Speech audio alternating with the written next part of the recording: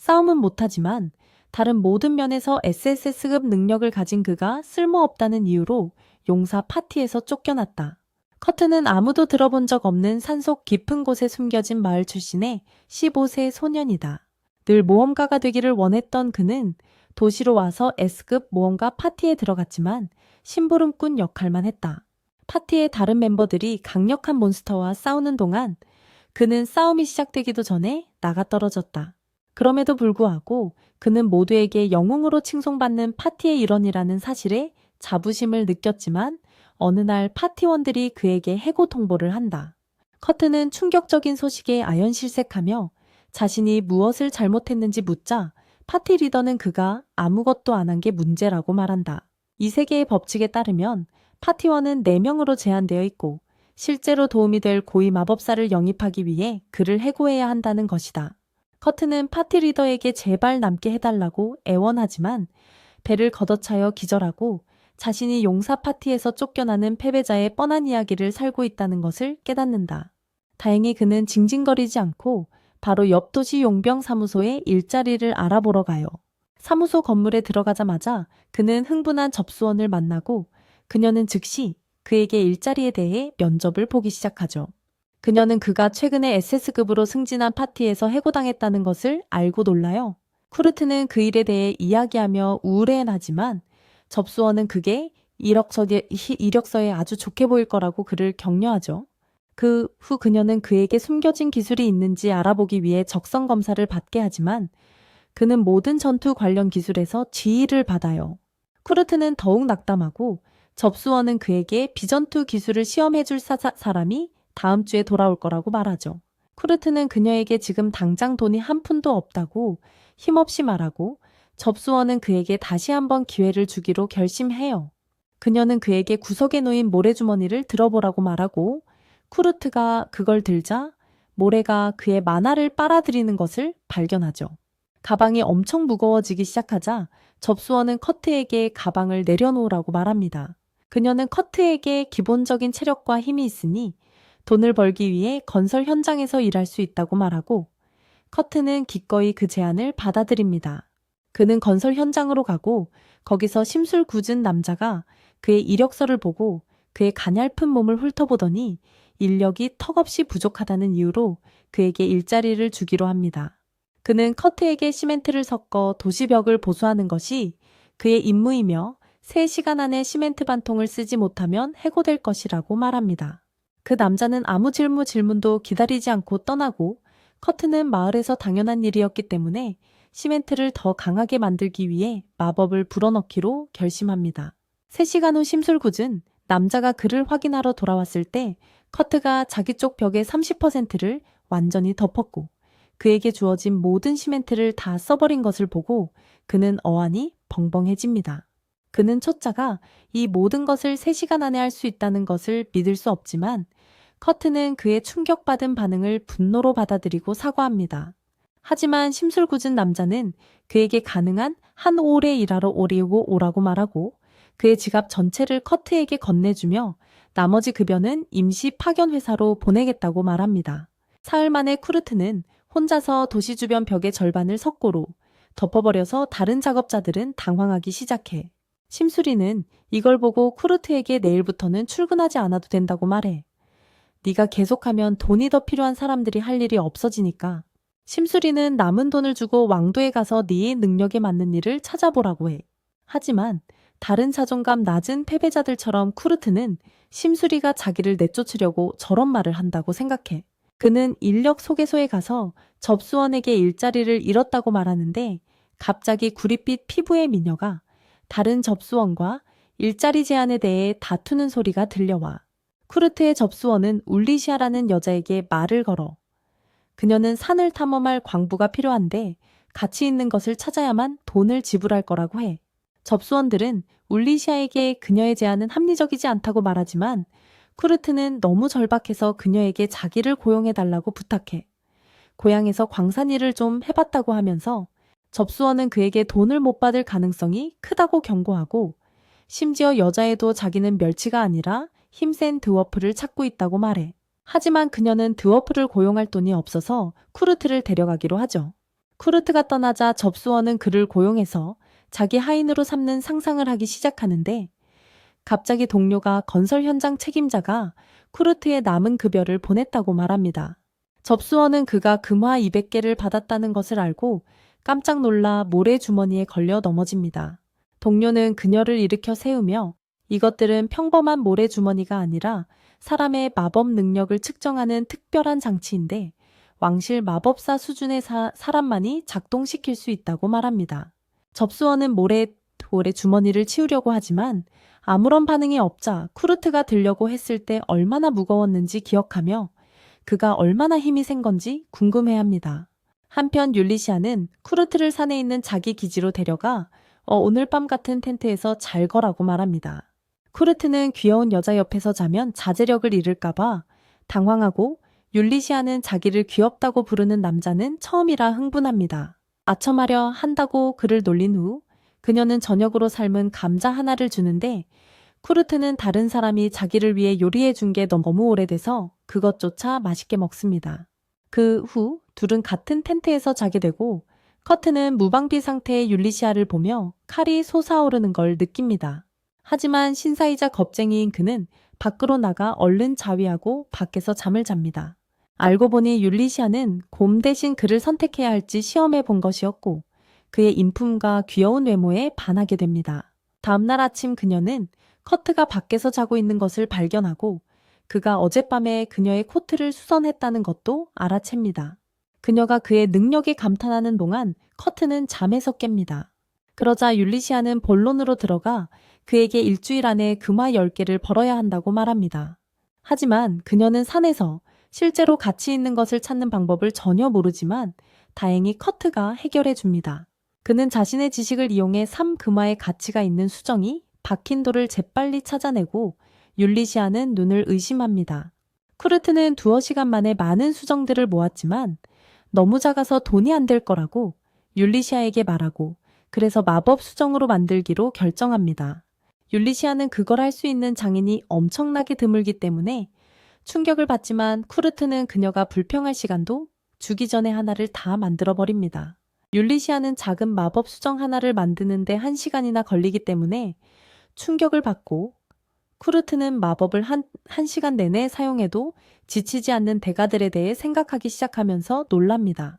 율리시아는 그들이 지금 같은 생각을 하고 있지 않다는 것을 알지만 쿠르트가 마법 수정을 만드는 것을 내버려 둡니다. 쿠르트가 다 만들자 율리시아는 그것들을 팔러 도시로 가기로 하지만 쿠르트는 산을 좀 더 탐험하기 위해 남기로 합니다. 율리시아는 야간역으로 가서 마법 수정들을 보여줍니다.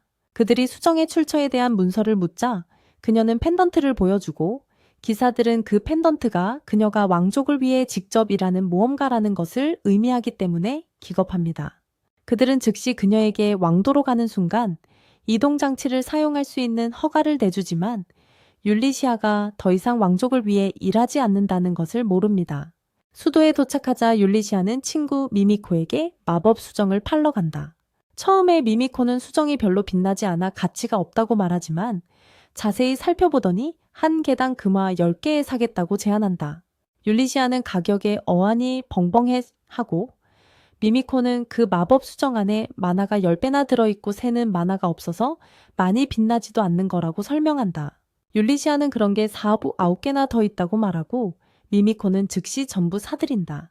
거래가 끝나자 미미코는 율리시아에게 수정을 만든 사람에 대해 묻지만 그녀는 커트의 허락 없이는 그의 정체를 밝히기를 거부한다.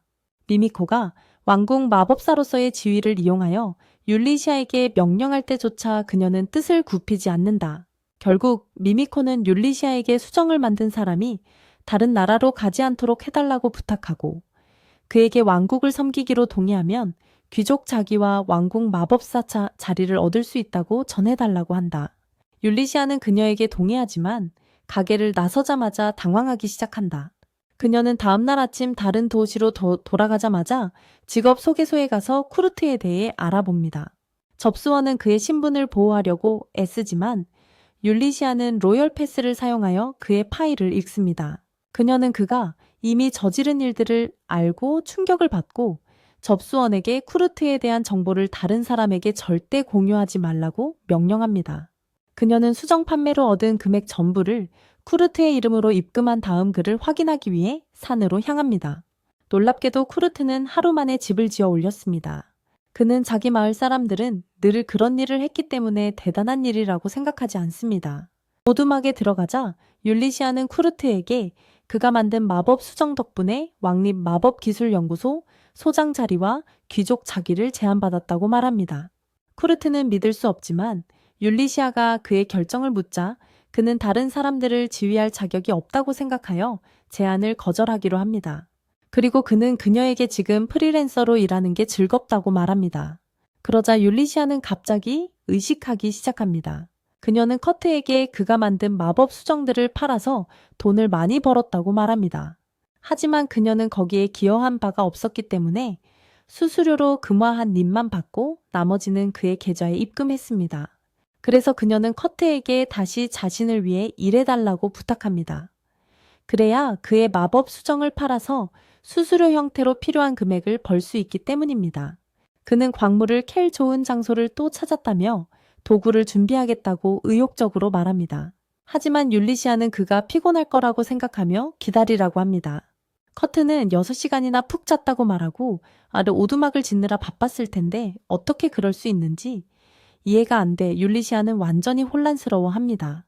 하지만 쿠르트는 S급 모험가 파티와 일할 때 4시간밖에 못 자서 너무 많이 잤다고 율리시아가 화났다고 생각해요. 그 후 쿠르트는 율리시아를 그가 말했던 장소로 데려가서 50m 이상 깊이 파지 말라고 말하죠. 쿠르트는 율리시아를 그 자리에 남겨두고 그들은 아까 수정을 발견했던 곳에서 계속 파기로 해요. 몇 시간 후 율리시아는 축구공 크기의 토파즈를 땅에서 파내는데 성공하고 자신의 노력 덕분에 이제 돈을 벌 수 있다는 사실에 기뻐하죠. 그러고 나서 그녀는 쿠르트를 확인해 보기로 하고 이번에는 그가 이미 동굴을 팠을 거라고 확신해요. 하지만 쿠르트는 또다시 그녀의 기대를 뛰어넘고 그녀는 그가 산에 제대로 된 광산을 만들었고 추가적인 빛이 필요 없도록 벽에 빛나는 이끼까지 붙여놓은 것을 발견하죠. 율리시아는 기겁하고 바로 그때 쿠르트가 돌 상자를 들고 그곳으로 와요. 율리시아는 더 이상 놀라게 하지 않기를 바라면서 그에게 일이 어떻게 됐는지 간절하게 물어보죠. 쿠르트는 그녀에게 안타깝게도 쓸모없는 돌만 잔뜩 얻었고 찾던 광물은 아주 조금 얻었다고 말합니다. 율리시아는 그 말을 듣고 내심 기뻐하지만 쿠르트가 그 쓸모없는 돌이 미스릴이라고 하자 완전히 넋이 나갑니다.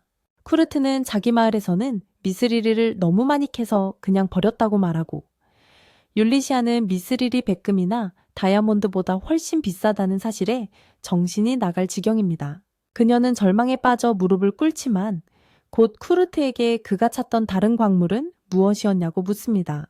쿠르트가 아우라칼쿰이라는 광물 조각을 보여주자 율리시아는 그것이 신들의 훈장이라고 불리는 전설적인 광물임을 알아봅니다.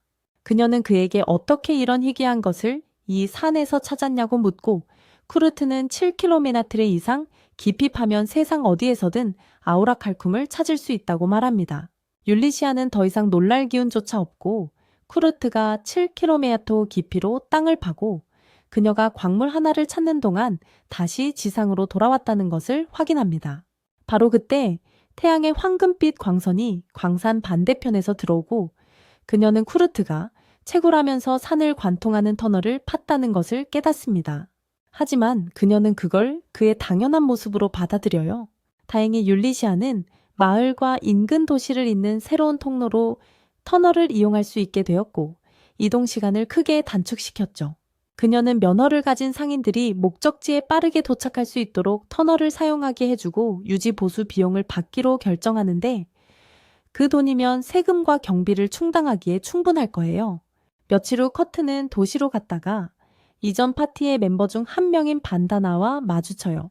커트는 그녀를 보고 신나서 나머지 파티원들도 여기 있는지 묻지만 반다나는 파티를 떠났다고 말하죠. 커트가 쫓겨난 후 파티는 임무 수행에 어려움을 겪었고 반다나는 이제 끝났다는 걸 알았어요.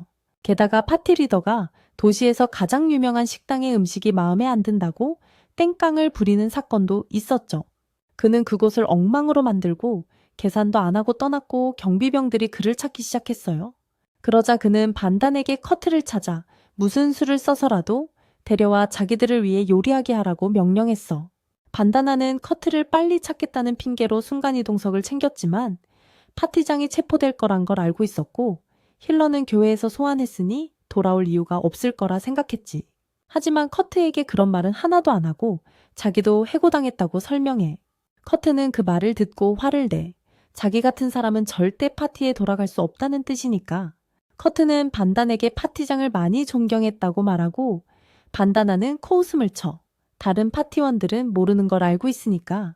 반다나는 화제를 바꿔 자기도 커트처럼 프리랜서라고 말하며 같은 처지이니 서로 도와야 한다고 말해. 왕국의 15대 장인 중 한 명인 아이틀리어 마이스터인 자기 친구 한 명이 급하게 도움이 필요하다고 말하는 거야. 커트에게 자기를 위해서 도와달라고 부탁하고 순진한 커트는 거절할 수 없지. 그는 받은 지도를 따라 명장의 작업장에 도착하고 귀여운 엘프가 문을 열어줍니다. 쿠르트는 이 하찮은 존재가 아이트리어 마이스터라고 생각하며 놀라지만 그녀는 자신을 명장의 조수 미셸이라고 소개합니다. 그녀는 반다나의 추천으로 그가 도우러 왔다고 하자 기쁘게 쿠르트를 안으로 데려갑니다. 하지만 쿠르트는 집에 들어서자마자 후회하기 시작합니다. 총각방보다 더 심한 냄새가 났기 때문입니다. 그는 온통 더러운 곳을 발견하고 미셸은 그에게 청소를 도와달라고 합니다. 쿠르트는 명장을 직접 돕는 것이 아니라 자비를 돕기 위해 이곳에 불려왔다는 것을 깨닫습니다. 그때 명장이 미셸을 작업장으로 부르고 그녀는 쿠르트에게 그의 일을 맡기고 떠납니다. 그는 즉시 청소 장비를 꺼내 30분 만에 더러운 부엌을 깨끗하게 만듭니다. 그 후 그는 미셸이 간 방향으로 가서 문을 두드리기로 하죠.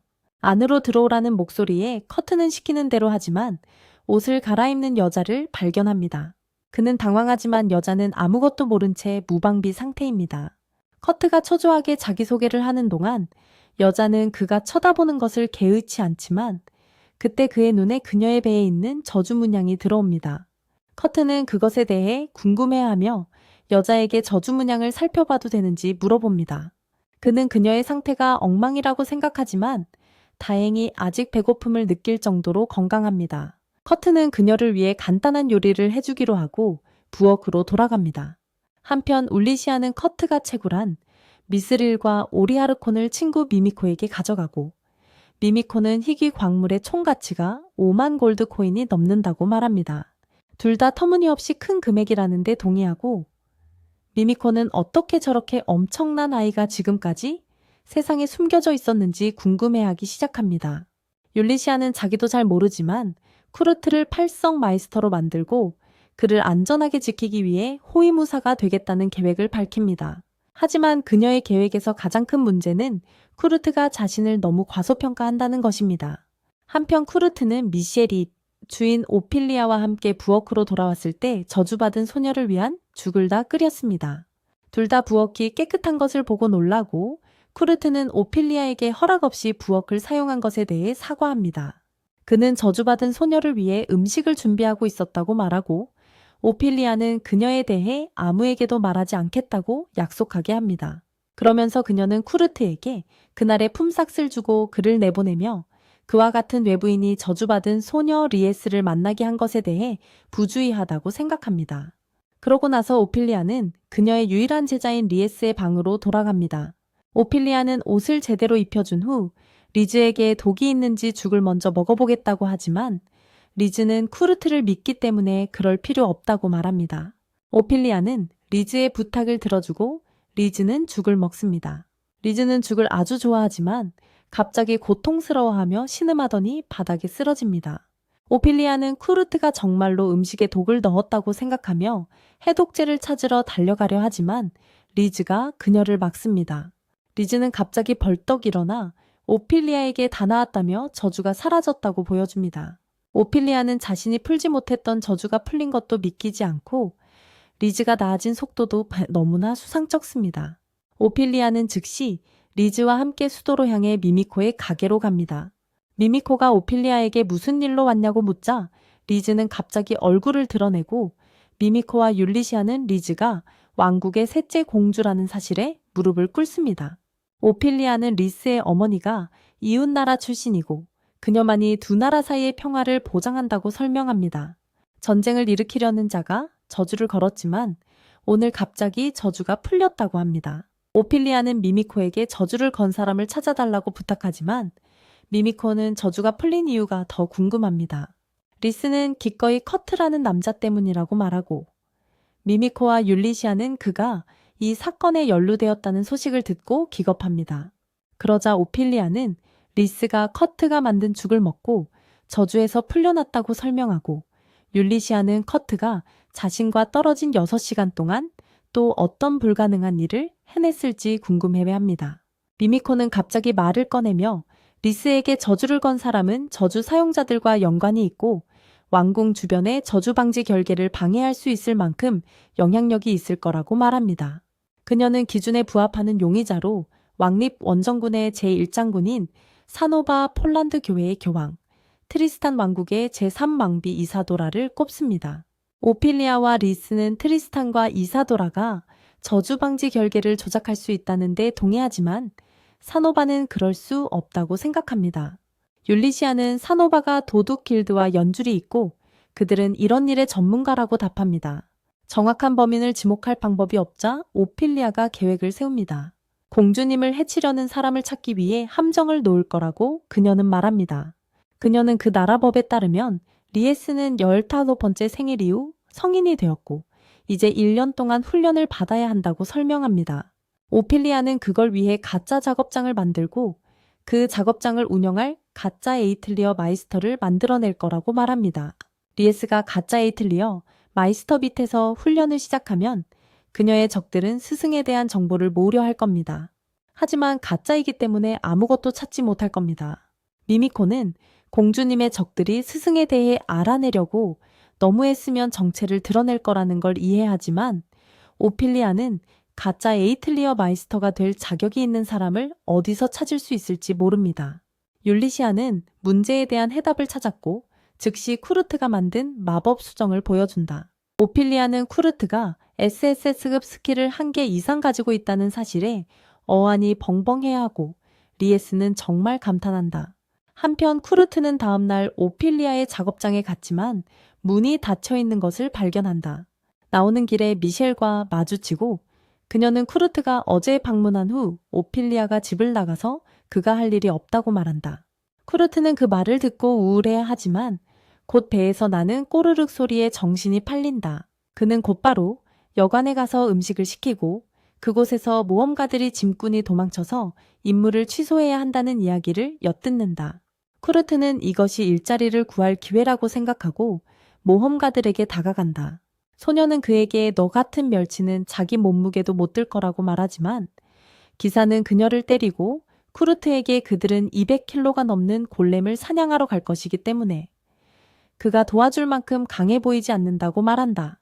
쿠르트는 200kg 정도는 거뜬하다며 자신의 힘을 보여주겠다고 의기양양하게 말합니다. 그는 일행 남자들을 모두 들어올리기로 결심하죠. 먼저 사무라이를 들어올리고 갑옷을 입은 기사까지 들어올리자 여관 사람들은 모두 감탄합니다. 능력을 증명한 쿠르트는 일행의 짐꾼으로 고용되고 인사를 나누면서 그들이 좋은 사람들이라는 걸 알게 됩니다.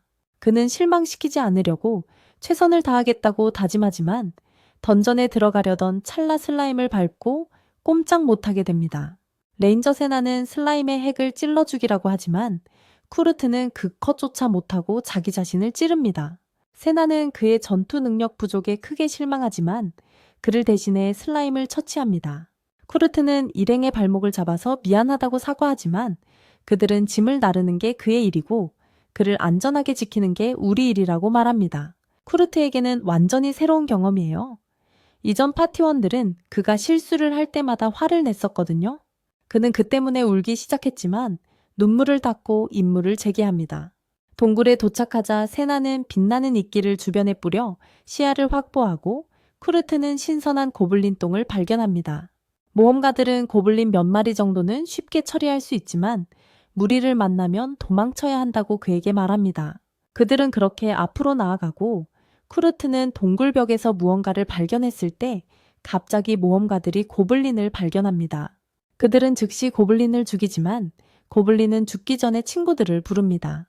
곧 고블린 소리가 양쪽에서 들려오기 시작하고 모험가들은 이제 도망갈 방법이 없다는 것을 깨닫습니다. 쿠르트는 그들에게 도망갈 수 있는 비밀 통로를 찾았다고 말하지만 모험가들은 대신 다른 것을 하기로 결정합니다. 쿠르트가 비밀문을 열자마자 세나는 그를 따라가 출구를 찾는 걸 돕겠다고 말하지만 오히려 문을 닫아버립니다. 쿠르트는 세나가 뭘 하는 건지 혼란스러워하지만 반대편의 전사와 사무라이는 양쪽에서 고블린들이 몰려와서 함께 탈출할 방법이 없다고 말합니다. 그래서 그들은 쿠르트와 세나가 탈출구를 찾는 동안 남아서 고블린들을 막기로 결정한 겁니다. 쿠르트는 이 말을 듣고 충격을 받아 자기도 싸우는 걸 돕겠다고 하지만 세나는 쿠르트에게 닥치라고 합니다. 슬라임 하나도 못 죽이는 주제에 친구들 발목만 잡을 거라면서요. 쿠르트는 두 모험가가 자신을 위해 목숨을 희생한다는 사실에 절망하고 아무것도 도울 수 없다는 사실에 괴로워합니다. 하지만 세나는 그들이 살아남을 거라고 말합니다. 세나는 쿠르트에게 빨리 탈출구를 찾아야 한다고 말하지만 방에 빛나는 이끼를 뿌리다가 철제 드래곤 골렘을 보고 공포에 질려 얼어붙습니다. 한편 율리시아는 라이즈를 데리고 쿠르트가 묵고 있는 여관으로 향하지만 방에서 그를 찾지 못합니다. 그때 반다나가 방 밖에 나타나 쿠르트가 모험가 파티와 함께 북쪽 동굴로 갔다고 알려줍니다. 율리시아는 누가 말하는지 보려고 급히 밖으로 뛰쳐나가지만 그곳에 도착했을 땐 반다나는 사라지고 없었어요. 율리시아는 함정일지도 모른다고 생각하지만 커트가 더 걱정돼서 그를 찾아 동굴로 가기로 결심해요. 리즈는 자기도 따라가겠다고 해요. 자기를 보호할 마법 정도는 알고 있고 율리시아는 어쩔 수 없이 그녀를 데려가기로 하죠.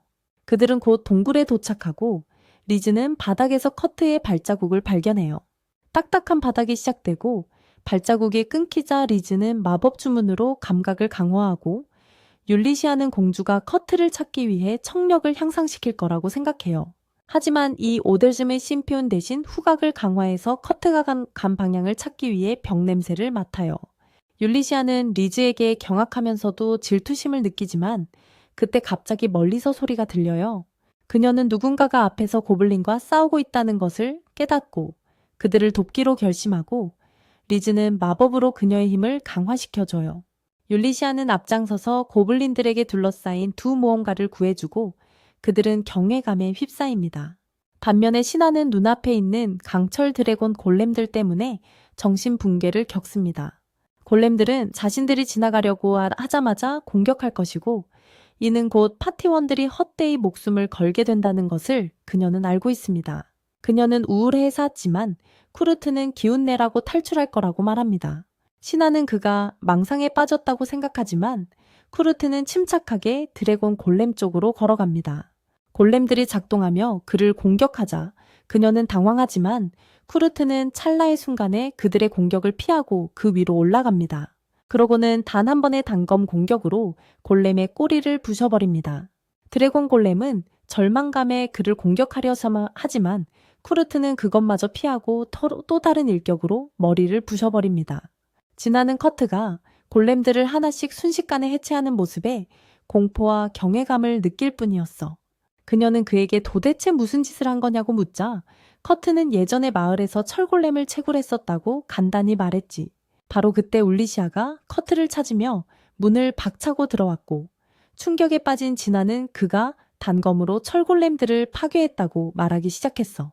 울리시아도 믿기 어려워했지만 우선 더 중요한 일부터 처리하기로 했지. 그녀는 커트에게 그가 함께 온 모험가들은 괜찮고 그에게 중요한 소식을 전해줄 것이 있다고 말했어. 그녀는 곧 새로운 에이틀리어 공방이 설립될 예정이며 그녀는 그곳에서 경호원으로 일하게 될 거라고 말했지. 그녀는 커트에게 오피리아가 그의 실력을 높이 평가하여 그를 추천했으니 함께 공방에서 일하자고 제안했어. 커트는 그 말을 듣고 기뻐했지만 모험가 파티와 함께 일해야 한다고 생각했기에 망설였지. 하지만 모험가들은 그에게 이 절호의 기회를 놓치지 말라고 하죠. 율리시아는 작업장이 새로 생긴 곳이라 일손이 많이 필요하다며 모험가들도 고용하기로 합니다. 모두들 그 결정에 기뻐하고 율리시아는 쿠르트에게 작업장에서 일하기 전에 비전투 능력을 평가받아야 한다고 말합니다. 쿠르트는 그녀의 말에 동의하고 평가를 위해 수도에서 미미코가 온 임시고용 기관에 도착합니다. 평가가 끝나자 쿠르트는 모험가 친구들과 파티를 하러 나가고 율리시아는 미미코와 결과에 대해 이야기하러 갑니다. 미미코는 그녀에게 쿠르트에게 요리 청소 채광 기술은 B랭크이고 나머지 능력은 C랭크라고 말했다고 합니다.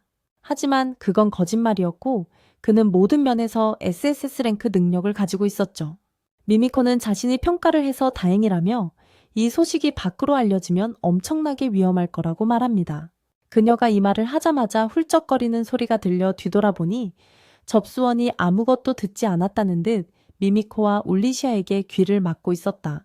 얼마 후 쿠르트와 일행은 고속마차를 타고 먼 도시로 향하고 쿠르트는 창문에 코를 박고 얼마나 미개한지 모두에게 보여준다. 라이스는 그들이 가는 도시가 한때 마족 영토 옆에 있던 군사기지였다고 설명한다. 그곳은 나라의 다른 지역과 꽤 멀리 떨어져 있어서 직접 텔레포트조차 할 수 없다. 하지만 라이스는 그곳이 여전히 연합에게 중요한 도시라고 말한다. 모험가 파티는 여전히 그들이 그렇게 중요한 도시에서 아이틀리어 마이스터에게 고용되었다는 것을 믿을 수 없다. 하지만 울리시아는 그들이 그 일의 자격이 충분하다고 말한다. 전사 칸스와 사무라이 단조는 그 말을 듣고 기뻐하며 그들이 섬길 아이틀리어 마이스터에 대해 묻지만 울리시아는 말을 잇지 못하고 어떻게든 마이스터가 갑작스러운 일로 바쁘다는 변명을 한다. 한편 세나는 그들이 아이틀리어 마이스터와 함께 일할 자격이 없다고 생각합니다. 울리시아가 그들의 입을 막기 위해 이 일을 제안했을 뿐이라고 여기고 혹시라도 남동생과 단조가 위험에 처하면 보호하려 합니다. 곧 그들은 작업장이 위치할 도시에 도착하지만 쿠르트는 그곳을 프리랜서로 처음 일하기 시작한 도시로 기억합니다. 그는 건설 현장에서 일한 지 3일 만에 해고당했던 기억에 슬퍼합니다. 하지만 도시에 들어서자 그는 아직도 남은 벽이 수리되지 않았다는 것을 알게 됩니다. 울리시아는 다른 기술로 벽을 수리하고 있는 것일지도 모른다고 말하며 그의 주의를 돌리고 쿠르트는 그 거짓말을 믿습니다. 얼마 후 그들은 작업장 위치에 도착하지만 그곳은 텅 빈 공터일 뿐입니다. 울리시아는 작업장이 지어질 때까지 여관에 머물 것이라고 말하고 쿠르트에게 몸소 다 지을 수 있는지 묻습니다. 커트는 초조하게 그녀에게 하루 만에 작업장을 지을 수는 없지만 3일 안에는 어떻게든 해낼 수 있다고 말합니다. 모험가들은 이 말을 듣고 어안이 벙벙해하지만 울리시아는 커트에게 시간을 충분히 갖고 필요한 재료가 있으면 그들에게 말하라고 합니다. 커트는 즉시 자수정 사파이어 그리폰 날개와 같은 품목이 적힌 목록을 준비하고 울리시아는 이틀 안에 가져다 주겠다고 말합니다. 신하는 이상한 목록에 의심을 품고 울리시아는 그녀의 이상한 반응을 알아챕니다. 그녀는 재빨리 모두에게 여관으로 따라오라고 말하여 커트가 평화롭게 일할 수 있도록 합니다. 그녀는 또한 커트에게 식사와 휴식을 위해 여관으로 오라고 부탁하고 그는 동의합니다. 그렇게 모두 여관으로 가고 울리시아는 모험가들과 회의를 소집하여 중요한 세부사항을 알려줍니다. 그녀는 자신을 왕족을 위해 일했던 모험가라고 소개하고 리제는 자신을 왕국의 셋째 공주라고 소개합니다. 모험가들은 이 말을 듣고 입을 다물지 못하며 커트도 귀족이냐고 묻는다. 율리시아는 자신들도 커트의 진짜 정체를 모른다고 하지만 그의 전투 능력은 전부 G등급이고 다른 모든 능력은 SSS 등급이라는 건 안다고 말한다. 율리시아는 커트가 믿지 않을까봐 그에게 말하지 않았다고 하자 신하는 화를 낸다. 신하는 율리시아에게 진실을 숨겨 커트를 이용하고 있다고 비난하며 오빠에게 지지를 구한다. 하지만 케인즈는 자신들이 감당할 수 있는 수준을 넘어섰다는 걸 알고 소녀들에게 계속하라고 한다. 그러자 리제는 누군가에게 저주를 받았는데 커트가 죽을 끓여줘서 저주를 풀었다고 말한다.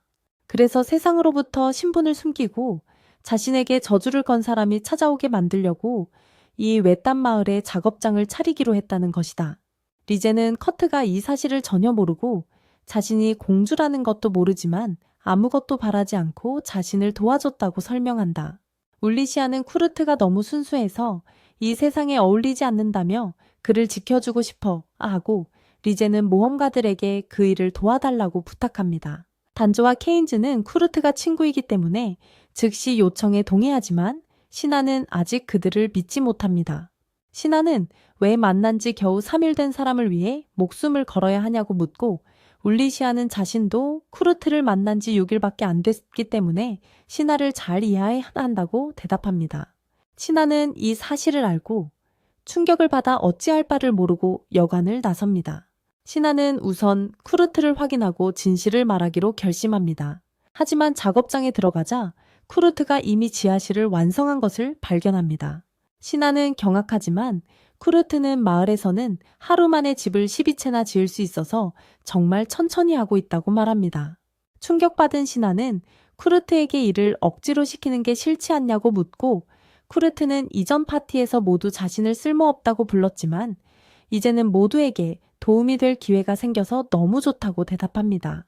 신하는 울리시아가 왜 쿠르트가 너무 순수하다고 했는지 깨닫고 그녀의 연기에 동참해 쿠르트를 세상으로부터 보호하기로 결심한다. 한편 단조는 예전에 일했던 도시로 돌아가 정보원으로 일하는 반다나를 만난다.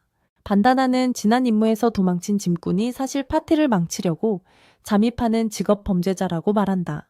그녀는 그들의 경쟁 파티 중 하나가 그들에게 돈을 주고 위험한 임무에 가입하게 해서 모두 죽게 만들려고 했고 거의 성공할 뻔했다고 말한다. 단조는 반단에게 감사 인사를 하고 정보에 대한 대가를 지불한 후 상인이 성공을 즐기고 있는 술집으로 간다. 그는 단조 일행이 위험한 동굴에서 살아남아 셋째 공주에게 일자리를 제안받은 것을 저주한다. 하지만 그는 여전히 그들을 짓밟아 미래 고객의 눈에 자신의 가치를 높일 계획이다. 그러나 그는 뒤에 단조가 앉아 있는 것을 알아차리고 기겁하며 술집에서 도망친다. 넘어져서 전선에 걸려 넘어지자 단조가 쉽게 따라잡으며 자기를 고용했으면 좀 더 주의했어야 한다고 말하죠. 상인은 바지에 오줌을 지리며 자비를 구걸하고 다행히 단조는 그를 죽이고 싶어 하지 않았어요. 단조는 다시는 자기 친구들 근처에 오지 말라는 경고만 남기고 떠납니다.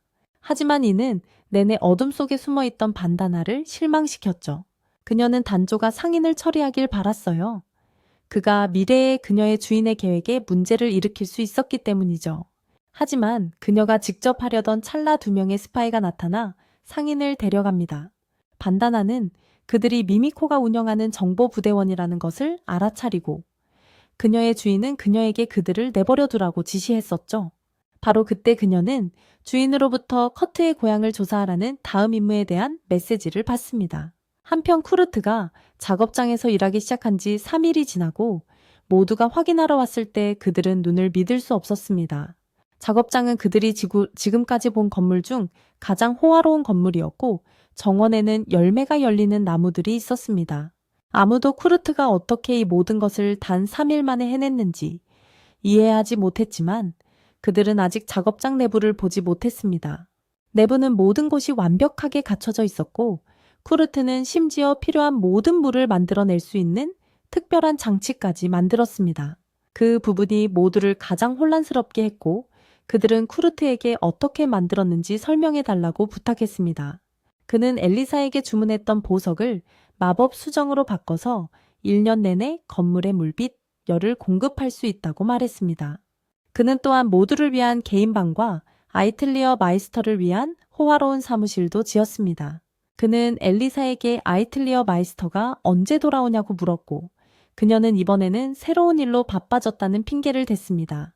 그러자 그녀는 그에게 방이 어디냐고 묻고 그는 자기는 심부름만 담당하기 때문에 방이 필요 없고 비어있는 부엌 찬장에 머물 거라고 대답합니다.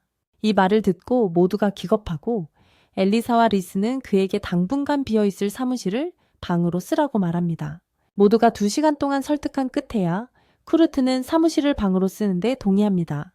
그러자 엘리사는 그에게 집을 저주로부터 보호하는 결계를 칠 수 있는지 묻지만 그것은 쿠르트의 전문 분야가 아닙니다. 엘리사는 리스와 다른 사람들을 저주로부터 보호하기 위해 집 전체에 옛날 방식으로 보호 마법진을 쳐야 하지만 밤에 자기 침대에 몰래 들어오려고 쿠르트가 온 줄 알고 리스가 문을 열자 깜짝 놀랍니다. 하지만 다음날 아침 모두가 쿠르트가 준비한 음식을 맛있게 먹는 동안 그는 보호 마법진을 낙서라고 생각하고 지우는 임무를 수행합니다. 엘리사는 그를 막으려고 서둘러 가지만 너무 늦었고 미미코가 제거하는 것이 불가능하다고 말했음에도 불구하고 쿠르트는 그녀의 눈앞에서 마지막 마법진을 지워버립니다. 어떻게든 그녀는 쿠르트에게 그 마법진에 대해 설명하는 이야기를 지어내지만 더 이상 마법진이 없기 때문에 걱정하기 시작하고 이제 누군가가 공주를 노린다면 그녀만이 공주를 보호할 수 있습니다. 그 사건 이후 며칠이 지났지만 다행히 리즈의 목숨을 노리는 공격은 없었습니다. 엘리사는 쿠르트가 저주를 막는 마법진을 지웠음에도 공주님이 완전히 멀쩡해 보여서 안심합니다. 적들이 공주님의 위치를 모르는 건지 아니면 쿠르트의 요리가 아무도 모르게 공주님에게 걸린 모든 저주를 무효화하는 건지 궁금해 합니다. 또한 미미코가 도시에 도착해서 적들을 잡기 위해 첩보망을 펼쳤고 엘리사는 당분간 안심해도 된다고 생각합니다. 그러고 나서 쿠르트가 만든 케이크를 맛보고 너무 맛있어서 정신을 놓습니다. 리즈도 케이크를 칭찬하고 쿠르트는 쌀가루로 만들었다고 말합니다. 리즈는 쿠르트가 쌀 요리를 잘 만든다고 말합니다. 쿠르트의 쌀죽 덕분에 자신의 저주가 풀렸기 때문입니다. 리즈는 저주에 걸릴 때마다 준비해 달라고 부탁하지만 쿠르트는 다시는 저주에 걸리지 않을 테니 그럴 필요 없다고 말합니다. 엘리샤는 그 말을 듣고 놀라서 쿠르트에게 어떻게 그렇게 자신 있게 말할 수 있냐고 묻습니다. 왜냐하면 아까는 저주를 막는 장벽을 만드는 게 어렵다고 말했었기 때문입니다. 그러자 쿠르트는 건물 안에서 저주를 막는 장벽을 만드는 건 정말 어렵다고 말합니다. 왜냐하면 건물 자체가 모든 저주를 반사하는 장벽이기 때문입니다. 쿠르트는 그 안에 또 다른 장벽을 만들 수 없어서 아까 그렇게 말했던 거라고 설명합니다. 그는 장벽의 기능을 조금 바꿔서 저주를 사용자에게 반사하는 대신 저주에 맞은 사람을 밝게 빛나게 한다고 덧붙입니다. 아무도 저주 때문에 다치는 걸 원치 않기 때문입니다. 엘리샤는 즉시 미미코와 다른 사람들에게 이 사실을 알리러 떠나고 쿠르트는 리제에게 함께 쇼핑하러 가겠냐고 묻습니다. 리제는 그와 함께 가고 싶지만 건물 밖은 위험해서 갈 수 없다는 사실에 슬퍼합니다. 한편 알라이드 장군과 그의 조수는 짙은 안개 때문에 성벽을 순찰하고 있습니다. 장군은 불길한 예감이 들지만 조수는 성벽이 제대로 보수되었으니 너무 걱정할 필요 없다고 말합니다. 올라이드는 자기가 직접 프로젝트 감독관 역할을 했다는 걸 상기시키지만 장군은 도시의 안전을 위협하는 적의 스파이가 없도록 하기 위해서였다고 답합니다. 한편 미미코, 오피리아, 엘리샤는 죽은 후에도 빛을 내는 저주 사용자를 발견합니다. 미미코는 자기 스파이들이 그를 발견했을 때 이미 죽어 있었다고 말하고 오피리아는 쿠르트가 대상이 죽은 후에도 작동하는 정말 강력한 반사 장벽을 만들었다고 말합니다. 오피리아는 쿠르트가 완전히 협조한다면 이 문제를 단 하루 만에 해결할 수 있다고 말하지만 엘리샤는 그를 위험에 빠뜨리고 싶지 않기 때문에 반대합니다. 갑자기 해골 몬스터 군대가 성벽으로 다가오자 도시 경보가 울립니다. 올라이드 장군과 그의 조수는 이 광경을 보고 당황하지만 곧 병사들을 모읍니다. 올라이드는 남아서 목숨을 걸고 도시를 지키기로 결심하고 조수에게 사람들을 대피시키라고 합니다. 하지만 갑자기 해골들이 벽 안으로 걸어 들어가 사라집니다. 모두가 무슨 일이 일어나는지 혼란스러워하고 심지어 엘리사와 다른 사람들도 그녀의 스파이를 통해 이 보고를 받습니다. 엘리사는 갑자기 몬스터들이 쿠르트가 수리했던 벽의 서쪽으로 흡수된 후 사라진다는 것을 깨닫습니다. 곧 첫 번째 몬스터 무리가 벽에 완전히 흡수되지만 더 많은 몬스터들이 곧 도착할 것입니다. 이번 공격의 배우는 쿠르트의 이전 파티의 치료사였으며 파티 리더가 체포된 후 주교에 의해 추방된 말라푸스입니다.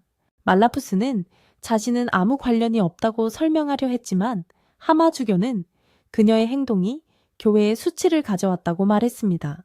그러나 그는 그녀에게 자신을 속죄하고 정식 사제로 승진할 기회를 주었습니다. 말라푸스는 더 자세히 알고 싶어 했고 주교는 그녀에게 임무에 대해 말하기 전에 값비싼 와인을 따랐습니다. 말라푸스가 와인을 마시자마자 그 뚱뚱한 자식은 그녀에게 그녀의 임무는 그가 세 번째 공주 리에스를 암살하는 것을 돕는 것이라고 말했습니다. 그녀는 그 말을 듣고 충격에 빠졌고 바로 그 순간 저주가 그녀의 몸을 덮쳤어. 주교는 그녀에게 그 와인이 저주를 받았으며 이제 거짓을 죽일 때까지 물 외에는 아무것도 먹을 수 없다고 말했지. 말은 주교가 신의 대리인이기 때문에 그의 명령을 따라야 한다고 믿고 임무를 받아들였어. 하지만 그녀는 곧 주교가 거짓을 암살하기 위해 악마와 거래했다는 것을 깨달았지만 그때는 결정을 바꾸기엔 너무 늦었지. 현재 악마는 더 많은 해골을 소환하기 위해 그녀의 마력을 흡수하고 라이즈는 자신이 희생제물로 이용당했다는 것을 깨달아. 다음날 율리시아는 라이즈와 커트에게 근처 유적에서 몰려오는 해골 몬스터의 공격에 대해 말해줘. 그녀는 해골들이 벽에 닿는 순간 파괴되었다고 말하고, 커트는 해골이 벽에 닿으면 정화된다는 것은 그의 마을에서는 상식이라고 대답해. 율리시아는 이 사실에 놀라지도 않지만 커트가 벽의 3분의 1만 수리했고 나머지 부분은 여전히 해골들에게 취약하다는 것을 알고 있어. 갑자기 좋은 생각이 떠오른 그녀는 라이케와 쿠르트에게 건물 안에 머물라고 하고 자신은 유적지로 가서 몬스터의 근원을 없애겠다고 말합니다. 쿠르트가 함께 가겠다고 자원하지만 율리시아는 그에게 싸울 수도 없으면서 주 임무는 리에스를 보호하는 것이라고 말합니다. 그러고는 창고로 가서 쿠르트가 만든 마법 수정을 꺼냅니다. 그녀의 계획은 몬스터를 상대로 그것들을 사용하는 것이기 때문입니다. 그 후 율리시아는 미미코와 오피리아를 기사단 막사로 데려갑니다. 그곳에서 알라이드는 도시를 방어하기 위한 전략을 짜느라 바쁩니다. 그는 이렇게 높은 사람들이 많이 와 있는 것을 보고 놀라고 율리시아는 그들 모두 리에스 공주님을 안전하게 지키기 위해 왔다고 말합니다. 율리시아는 바로 본론으로 들어가 알라이드에게 몬스터들의 주의를 끌고 유적지로 가는 길을 열어달라고 합니다. 그래야 그녀가 문제의 근원을 처리할 수 있다고 합니다. 알라이드는 너무 위험하다고 하지만 율리시아는 그에게 마법 수정을 보여주며 그것만 있으면 충분히 해낼 수 있다고 말합니다. 알라이드는 그녀의 계획에 따르기로 하지만 율리시아와 함께 유적지를 공격하기로 결정하고 도시 방어는 부관에게 맡깁니다. 일행은 성문으로 향하고 그들 앞에 엄청난 수의 언데드 몬스터 무리가 있는 것을 발견한다. 율리시아는 모두에게 눈을 감으라고 말하며 마법 수정을 던지고 수정이 좀비에 닿는 순간 강렬한 빛이 터져 나오며 그 지역의 모든 몬스터를 즉시 정화한다. 율리시아조차도 마법 수정의 효과에 놀라지만 낭비할 시간이 없다. 그녀는 즉시 알레이드와 함께 돌격한다.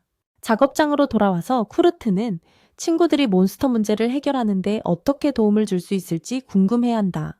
그는 마을에 있던 대장장이 장인을 떠올리고 그처럼 무기를 만들 수 있다면 뭔가 할 수 있을 거라고 생각한다. 그래서 그는 단검을 만들기 시작하지만 결과에 만족하지 못한다.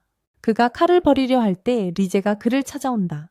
리제는 그가 들고 있는 칼에 대해 궁금해하고 쿠르트는 그녀에게 칼이 자신이 바라던 만큼 잘 나오지 않았지만 그녀가 칼을 머리 위로 들면 칼에 깃든 마법 주문을 활성화할 수 있다고 말한다. 리제가 검이 마음에 든다고 하니까 커트가 리제에게 그걸 선물하네. 리제가 고맙다고 하지만 커트는 리제의 쾌활함이 연기일 뿐이고 항상 무서워한다고 생각하는 것 같아. 커트는 드디어 리제에게 맞서기로 결심하고 누가 리제의 목숨을 노리는지 묻네. 리제는 그 말을 듣고 슬퍼하며 질문에 긍정하고 자기 때문에 친구들이 많은 공영에 처한다고 말해. 심지어 지금도 율리시아가 자기 목숨을 노리는 사람들을 막기 위해 서쪽 유적에 갔다고 말하네. 커트는 갑자기 예전에 자기 파티와 함께 그 유적에 갔었는데 그곳이 벽에 그림을 그리기에 완벽한 장소였다는 걸 기억해. 커트는 리제의 목숨을 노리는 자가 율리시아가 말했던 작은 낙서 괴물이라고 생각하고 자기가 너무 약해서 싸울 수도 없는 건지 궁금해하네. 리제는 친구들이 자기 목숨을 걸지 않도록 자기도 적들과 싸우고 싶다고 말하고 커트는 자기도 무력감을 느끼기 때문에 리제에게 공감해. 그는 리제에게 둘이서 유적에 가서 직접 괴물을 처치해야 한다고 말하지만 그녀는 확신하지 못한다. 그녀는 괴물들이 사방에서 도시를 포위했다고 말하지만 쿠르트는 유적에 도달해서 적들을 처리할 새로운 방법을 항상 찾을 수 있다고 말한다. 리제는 싸우기 전에 멋진 모습으로 보여야 하기에 유적에 가기 위해 옷을 입는다. 그러고 나서 그녀는 쿠르트가 방금 준 칼을 보고 그가 칼을 머리 위로 들면 발동되는 마법 주문이 있다고 말했던 것을 기억한다. 그녀는 마법이 궁금해서 칼을 칼집에서 빼서 머리 위로 들어 올리지만 아무 일도 일어나지 않고 그때 쿠르트가 이제 떠나야 한다고 말한다. 하지만 그녀가 막 돌아서려는 순간 놀라운 것을 보게 된다. 한편 율리시아와 알라이드는 유적에 도달하기 위해 좀비 떼와 싸운다.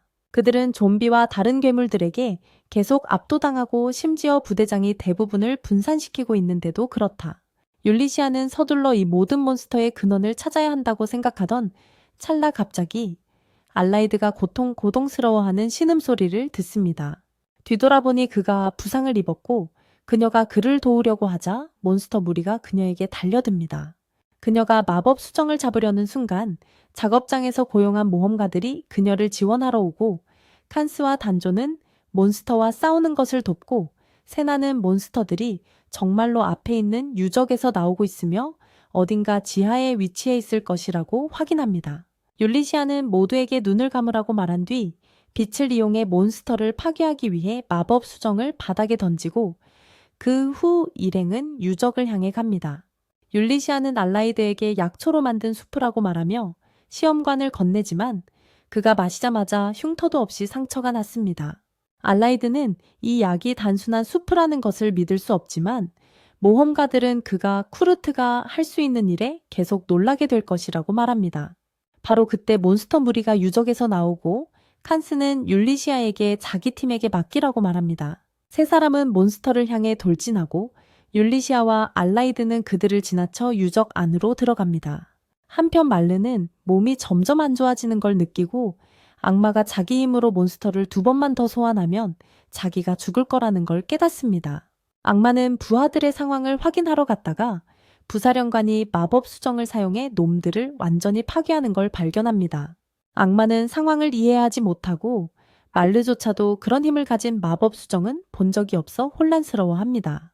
그때 악마는 두 사람이 유적에 들어온 걸 알고 직접 환영해줄 가치가 있다고 생각합니다.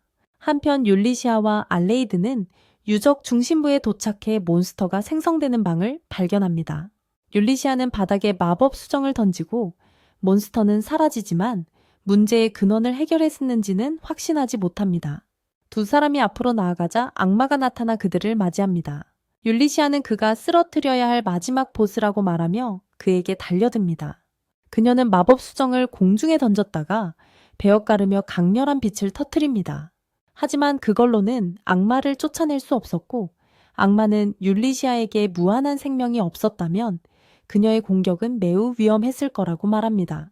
바로 그때 알레이드가 마왕을 공격하지만 마왕은 상처가 즉시 회복되기 때문에 피할 생각조차 하지 않습니다. 그는 율리시아와 알레이드에게 인간치고는 나쁘지 않다고 말하며 기사들이 괴물들과 힘겹게 싸우는 모습을 보여줍니다. 악마는 도시와 공주를 지키기 위해 목숨을 걸고 싸우는 그들을 어리석다고 부르지만 알레이드는 자신의 기사들은 악마가 제멋대로 날뛰도록 내버려두지 않을 것이라고 선언합니다.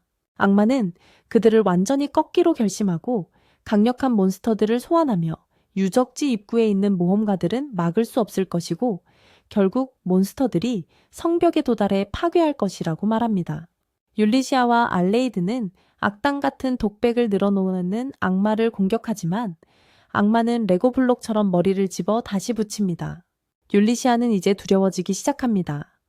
아무리 애를 써도 악마에게 상처를 입힐 수 없는 것 같고 만약 그의 몬스터들이 정말로 도시 방어선을 뚫는다면 많은 무고한 사람들이 죽을 것이기 때문입니다. 악마는 절망에 빠진 그녀의 얼굴을 즐기며 곧 그녀의 두려움이 현실이 될 거라고 말한다. 한편 마를은 소환의식방에서 몹시 지치고 배가 고프다. 도망칠 힘도 마법진을 지울 힘도 없는 그녀는 마지막으로 쿠르트가 만든 요리를 먹고 싶어 한다. 그때 여기 파봐야겠어 라는 쿠르트의 목소리가 들리고 그녀는 환청이라고 생각한다. 하지만 잠시 후 쿠르트가 유적 바닥을 뚫고 올라온다. 그는 마를이 거기에 있는 것을 보고 놀라고 그녀 또한 놀란다. 쿠르트는 리제를 일으켜 세우고 마를은 쿠르트가 자신이 공주 암살 시도의 배우라는 것을 알고 그녀를 설득하기 위해 공주를 데려왔다고 생각한다. 리제는 쿠르트에게 마법진 위에 누워있는 여자에 대해 묻고 그는 그녀가 수녀이자 자신의 옛 파티의 치료사라고 말한다. 마를은 교회에서 추방당해서 수녀였다고 말하고 쿠르트는 그 이유 때문에 리제를 노렸냐고 묻네. 마를은 트리스탄 주교가 배후에 있다고 진실을 말하려 하지만 쿠르트는 듣지도 않고 해고당해서 미쳐서 이상한 원을 그리고 다닌 거냐고 묻네. 마를은 혼란스러워하지만 리제는 모든 것을 듣고 진정한 적이 주교라는 것을 깨닫네. 쿠르트는 마를에게 낙서를 했다고 화를 내고 리제는 자신을 위해 화내줘서 고맙다고 하네. 마를은 그 두 바보가 무슨 말을 하는지 이해조차 못하고 쿠르트는 율리시아는 어디 있냐고 묻네. 벌써 와서 청소했어야 할 텐데. 마를은 위층에 있다고 말하고 쿠르트는 그녀를 만나러 가기로 하네. 그는 리제에게 여기 있으면 안전할 거라고 말하지만 리제는 대신 위층에 가서 율리시아를 만나겠다고 자원하네. 리제는 쿠르트에게 걱정할 필요 없다고, 자신을 노리는 사람이 바로 여기 있고 전에 그가 준 칼도 가지고 있다고 말하네. 공주가 떠나자 마르는 쿠르트가 공주를 죽음으로 내모는 게 얼마나 멍청한 짓인지 의아해하지만 그는 마법진을 닦을 대걸레를 준비한다. 말르는 그가 못할 거라고 생각하지만 쿠르트는 단 한 번의 닦는 동작으로 마법진을 깨끗이 지워버린다. 악마도 그걸 느끼고 더 이상 무적이 아니기 때문에 율리시아와 알라이드의 공격을 피할 수밖에 없게 된다. 그들은 둘 다 그걸 깨닫고 율리시아는 마법 수정을 사용하려 하지만 악마는 재빨리 그녀의 손에서 쳐낸다. 악마는 이제 빨리 죽여주겠다고 선언하지만 바로 그때 리제가 그곳에 도착한다. 모두가 그녀를 보고 충격에 빠지지만 악마는 시간을 낭비하지 않고 정확하게 심장을 찔러 공격한다. 리제는 바닥에 쓰러지고 율리시아는 당황한다. 악마는 공주가 자신의 일을 끝마치는 데 도움을 줄 만큼 어리석었다며 웃는다. 바로 그때 리제의 몸이 빛으로 된 나비떼로 변해버려요. 다들 무슨 일인지 혼란스러워하는데 진짜 리제가 율리시아와 알레이드 뒤에 나타나죠. 악마는 자신이 진짜 인간 같은 환영을 공격했다는 사실을 믿을 수 없어 해요. 리제는 그게 쿠르트가 자신을 위해 만든 칼 때문이라고 말하죠. 그 칼에는 누구든 완벽하게 속일 수 있는 환영을 만들어내는 힘이 있다고 말해요. 악마는 즉시 다시 그녀를 공격하지만 그것 역시 환영이었죠. 진짜 리제는 마법 수정 바로 옆에 나타나서 그걸 깨뜨리고 악마는 빛에 파괴되면서 고통스럽게 비명을 질러요. 쿠르트는 아래층에서 비명 소리를 듣고 도대체 무슨 일이 일어나고 있는지 궁금해하죠. 한편 악마가 소환한 몬스터들도 그가 죽자마자 즉시 사라지고 모두 안도감을 느껴요. 하지만 율리시아는 리제가 목숨을 걸고 유적에 온 것에 화를 냅니다.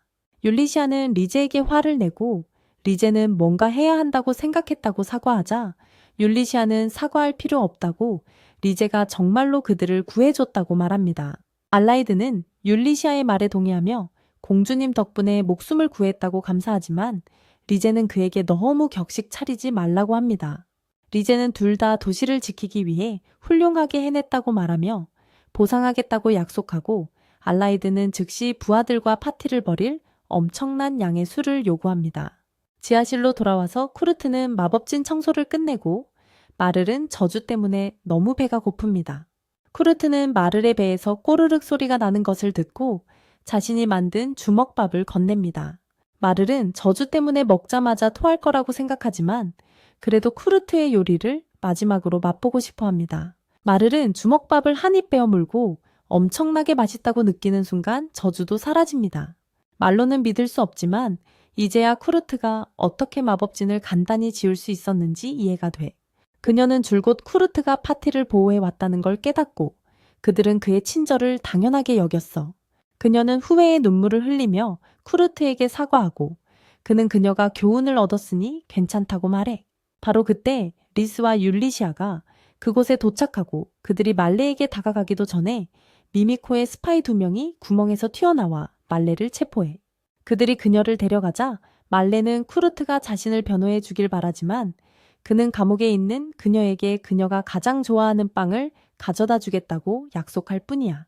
그 후 리스와 쿠르트는 서로의 안부를 묻고 율리시아는 이 두 얼빠진 바보들이 자신을 구했다는 것을 믿을 수 없어 해. 어쨌든 그녀는 쿠르트의 팔에 팔짱을 끼고 집에 가야 한다고 말해. 그날 밤 모든 기사들을 위한 파티가 열리고 그들은 오로지 음식 먹는 데만 집중해. 쿠르트는 자기가 요리한 음식을 기사들이 억지로 먹는 것 같아서 걱정해요. 아무 말도 안 하니까요. 혹시 다른 걸 준비해야 하나 조심스럽게 묻자 알라이드는 너무 맛있어서 다른데 신경 쓸 겨를이 없는 거라고 걱정 말라고 해요. 쿠르트는 그 말을 듣고 기뻐하며 건설 현장 반장님이 좋은 사람이라고 생각해요. 하지만 그가 도시의 장군이라는 걸 알고는 정말 깜짝 놀라죠. 알라이드는 그에게 이 도시가 좋냐고 묻고 쿠르트는 살기 좋은 곳이라 정말 좋다고 말해요. 장군님이 잘 관리해서 그런 것 같다고 말하죠. 그런데 그때 그의 보좌관이 와서 알라이드가 행정일은 엉망이라고 말해요. 알라이드는 팔꿈치로 쿡 찔러서 입을 다물게 하고 갑자기 불꽃놀이가 시작돼요. 모두가 불꽃놀이에 넋을 잃었고 그걸 준비한 커트는 사람들의 반응에 기뻐합니다. 그때 알레이드와 조수는 오늘 전투에서 입은 상처가 나은 것을 알아차리고 커트는 좋은 식사를 하면 상처가 사라지는 건 당연한 일인데 왜 놀라냐고 묻습니다. 영상이 마음에 드셨다면 구독해 주시고 다음 영상도 시청해 주세요.